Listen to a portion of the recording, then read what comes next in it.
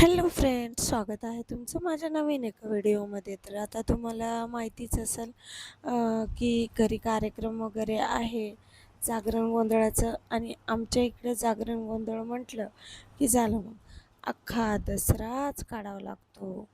कारण दसरा काढला तरच आमचं जागरण गोंधळ होतं, नाही तर नाही. मग त्यासाठी काय करणार होतो, आम्हाला उरलेले होते दिवस खूप कमी. आणि कारण सुट्ट्या भेटल्या नव्हत्या म्हणून दिवस खूप कमी होते. आणि हे इकडं मग काम करता करता मस्ती चालू होती. प्रेम म्हणत होता, मम्मी लावणीचं स्टेप करून दाखव, तर मी त्याला करून दाखवत होती. कारण मला लावणी येते डान्स करता.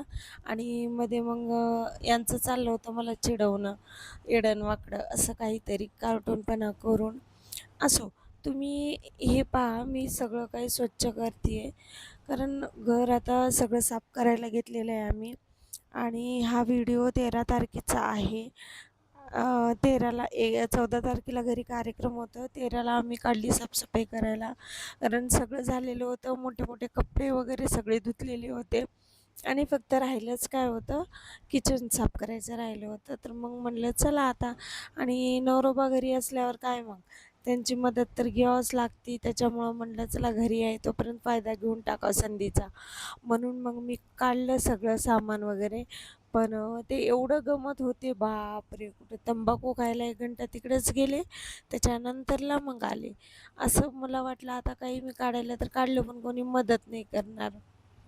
पण माझा प्रेम आणि प्रीतम तर आहेच म्हणा शेवटी मदतीला. ते दोघं पण करू लागतात. मग आणि वरतून माझी तब्येत हे अशी अंगम-डंगम करते, काय सांगावं तुम्हाला. लईच राव या तब्येतीचा असा कंटाळा आलाय. कधी चांगली होती आणि कधी नाही असं झाले मला. मग काय एक पसारा काढला, सगळा एकदाच नव्हता काढलेला. ज्या त्या जागेवरचं थोडं-थोडं काढलं आणि त्याला तिथंच घासलं. त्यानं तेच स्वच्छ करून परत तिथं लगेच ठेवलं. असा आम्ही पसारा काढलेला होता. म्हणलं जास्त राडा करायचा नाही आहे. मग हळूहळू सगळं काही पसारा काढून त्याला घासून वगैरे केलं. आणि ती भिंत थोडीशी खराब झाली होती, किचनचे टाईल्स म्हणतात ते खराब झाले होते. म्हणजे फोडणीचं वगैरे बसून नाही का चिकट वगैरे होतं. त्यामुळं मग ते जरासं स्वच्छ वगैरे केलं घासणीनं घसं घासून काढले. घासून काढल्याच्या नंतरला तरी पण बाई ते चिकट जातच नव्हतं. मी म्हणलं आता काय करावं त्या चिकटाला. म्हणलं नाही असं नाही जमणार. म्हणलं मग थोडंसं लिक्विड घेतलं, ते लिक्विड टाकून घसं काढलं त्याला घासून घासणीनं ताराच्या. मग निघालं, स्वच्छ झालं. तोपर्यंत इकडे हे बाप लोकं त्या नळाचं कारस्थान. आता काय सांगू तुम्हाला माझी कथा. ते नळ एक असं होतं, घेऊन 6च महिने झाले बघा त्या नळाला. त्या नळाचं मध्ये काय अडकलंय काय माहिती, पाण्याची धार कमी झाली. मग त्या नळाचं चालू केलं, नळ वगैरे त्याला काढून बघितलं तरी पण त्यात काही दिसत नव्हतं. मग पाईपातच काहीतरी अडकलेलं होतं. त्यामुळं मग ते आहे तसंच बसवलं. जाऊ दे म्हणलं, बारीक तर बारीक येऊ दे म्हणलं, असं पण लेकरं मग वाटोळा नाही करत. मग इकडं डब्बे मला आमचे पुसून वगैरे देत होते गे. आणि मग मी लावत होते. मी म्हटलं नाही असू द्या मी करण म्हणलं, लेकरं देतील पुसून. ते म्हणे नको, तुझे हातपाय सुजले आणि मग थंड पाण्यात घातल्याच्या नंतर तर अजून जास्त हातपाय सुजतात. त्यामुळं मग म्हटलं जाऊ दे, करून द्यायला तर करून घ्यावं म्हणलं मस्तपैकी. तेवढीच हेल्प होती नाही का. असं नवऱ्याकडनं कामं कोण कोण करून घेतं बरं, मला कमेंट करून सांगा. आणि प्रत्येकाच्या नवरे असं मदत नाही करत बरं का.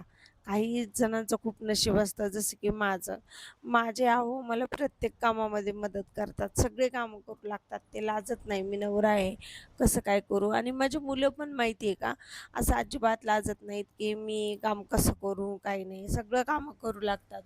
आणि पाहुणे रावळ्यांना सांगितलं होतं बाबा माझ्या नंदेला 2 दिवस आधीच हे करू लागायला. तर माझी नंदेच्या घरचे काही तिला लवकर पाठवले नाहीत. त्यामुळं मग ती डायरेक्ट 13 तारखेलाच आली. आणि नाही का सासरघरच्या पोरींचं काही हातात नसतं बाबा. जेव्हा जा म्हणले तेव्हा जावं लागतं. काय करणार आहे नाही का. आपण तरी आपलीच मुलगी असती, पण आपल्या हातात काही नसतं. तिला आणायचं न्यायचं सगळं त्यांच्या इच्छेनं असतं. असो, मग ते 13 तारखेला येणार होते. म्हणलं चला आता आपण आपलंच हळूहळू तयारी करावं. हे सगळं घासणं वगैरे झालं, मग भांडे वगैरे लावले. त्यानंतरला मग बारी होती किराणाची.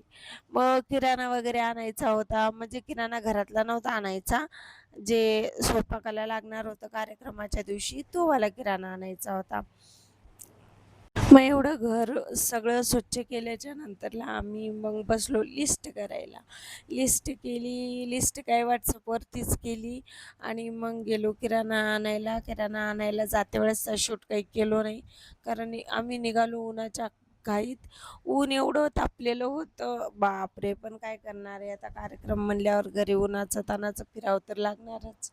मग गेलो आम्ही उन्हातान्हाचं. मग असं डब्यामध्ये बघा असं कधी काय ठेवलेलं आहे का सगळं सापडतं.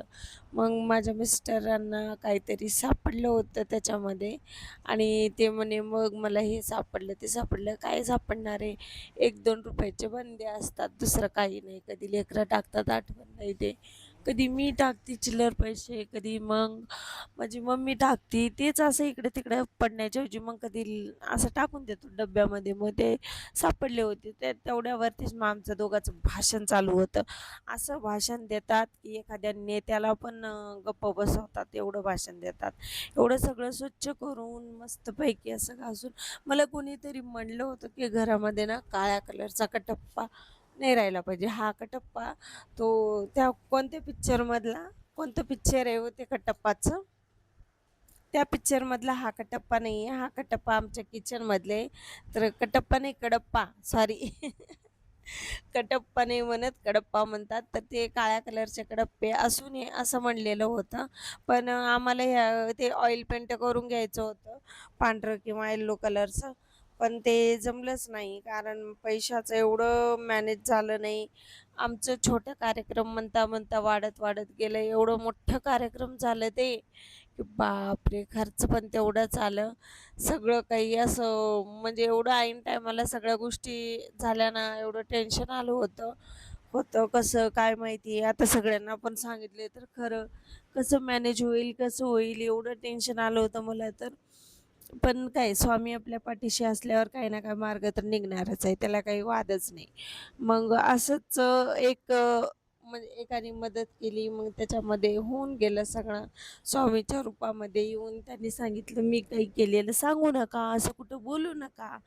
ठीक आहे. त्यामुळं मग मी त्यांचं काही नाव नाही घेते. पण स्वामींच्या कृपेनं झालं सगळं काही व्यवस्थित. कार्यक्रमाचं जे काही लागणार होतं, ज्या काही वस्तू कमी पडल्या होत्या, त्या सगळ्या व्यवस्थित झाल्या. आता फक्त राहिलं होतं मग पाहुणे वगैरे सगळेजण येण्याची आतुरता वाट पाहत होतो आम्ही. मग ते काय 13 तारखेला हो, संध्याकाळी आले पाहुणे. आमचं सगळं आवरणं झाल्याच्या नंतरला आले घरी. मेन म्हणजे मी ज्यांची वाट पाहत होते ना, ज्यांची आतुरतेने मला आशा होती, की ते कार्यक्रमाला येतील, तेच नाही आले. त्यांचा ऐन टायमाला काहीतरी प्रॉब्लेम झाला आणि त्यांचं कॅन्सल झालं यायचं.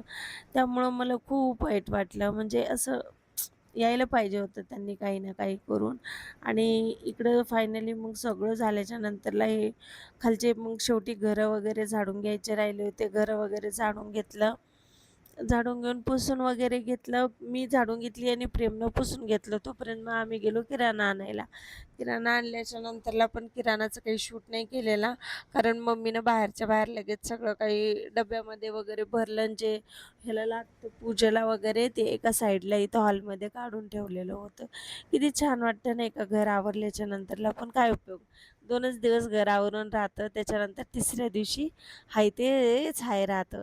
इतकं बापरे! एवढं असं ते किचनमधले भांडे असे चिकट होता तेलाचं हे ते उडून. आणि इकडं मम्मी मस्तपैकी बिडी ओढत बसलेली होती. इकडं टीव्ही चालू, टीव्हीवरती कार्टून वगैरे बघत.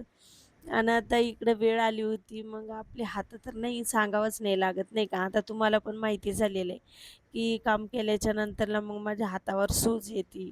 हे असं काहीतरी वेगळं होतं. मग मी अशी पडली होती. म्हणलं आता माझ्या हात खूप दुखतंय. तर मग आमचे आहो म्हणले, "इकडं आण," म्हणे, "मी चोळून देतो." त्यांनी तेल लावून थोडंसं चोळून वगैरे दिलं. हात खूप दुखत होते. बापरे! विचारूच नका. पप्पा हात चोळतायत म्हणून मग प्रेम लगेच सगळ्यांना दाखवतो मी आता आत्या तेन आल्यावर, म्हणून मग त्यांनी तो व्हिडिओ बनवला. त्याला म्हणत होते नको चालू करू, तर मग तो काय म्हणे की कॅमेरा चालू नाही आहे आणि मी असंच पकडलाय म्हणे मोबाईल.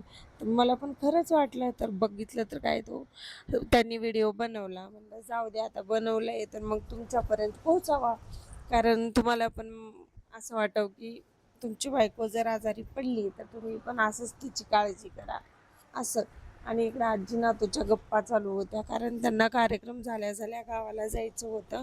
त्यामुळं मग त्यांचं डिस्कशन चालू झालं होतं. गावाला जायचं एक 8 रोज आधी म्हणलं तरी पण एवढी चर्चा राहते, बापरे! अशी चर्चा कुणाकुणाच्या घरात राहते बरं. गावाला जायचं हे करायचं, ते करायचं, ते घेऊन जायचं, हे घेऊन जायचं. तिथे गेल्याच्या नंतरला असं करायचं, तसं करायचं. एवढं बापरे! प्रीतमचं चाललेलं होतं, काय सांगावं तुम्हाला. मग मी म्हणलं, "अरे, जायचं खूप लांब आहे," म्हणलं, "आणि 5-6 दिवस बाकी आहे आणि तुम्ही आत्ताच सगळी चर्चा वगैरे करताय," म्हणलं. त्यांनी पॅकिंग पण करायला काढली होती. आता कायच बोला बाबा. मग मी म्हणलं, "प्रीतम," म्हणलं, "तुझा" तर कार्यक्रमाच्या आदल्या दिवशीचा दिवस आमचा काहीसा असा गेलेला आहे.